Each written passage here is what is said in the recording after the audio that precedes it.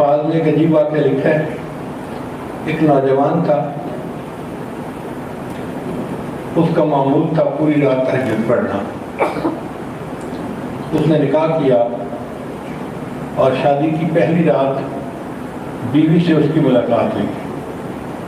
دونوں نے ایک دوسرے سے اسلام دعا کی اور پھر فیصلہ کیا کہ ہم 2 رکعت نفل پڑھ لیتے ہیں، پھر اس کے بعد آپس میں میل ملاپ کا آغاز کریں گے.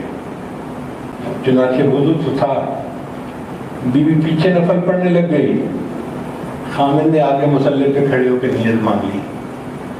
اب جب وہ قرآن پڑھنے لگا، اس کے ذہن سے خیال ہی نکل گیا کہ یہ میری شادی کی پہلی رات ہے.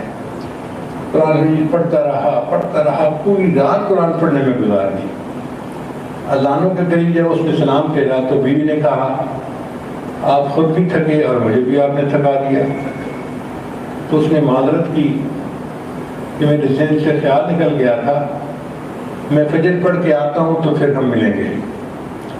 چنانچہ وہ فجر پڑھنے کے لیے مسجد میں آیا، دوستوں سے ملاقات ہوئی تو یار لوگوں نے پوچھا سناؤ بھائی بیوی کو کیسے پایا، آج شب زفاف تھی. تو وہ لوگ جھوٹ نہیں بولتے تھے. اس نے بتا دیا کہ ابھی میری بیوی سے ملاقات نہیں ہوئی.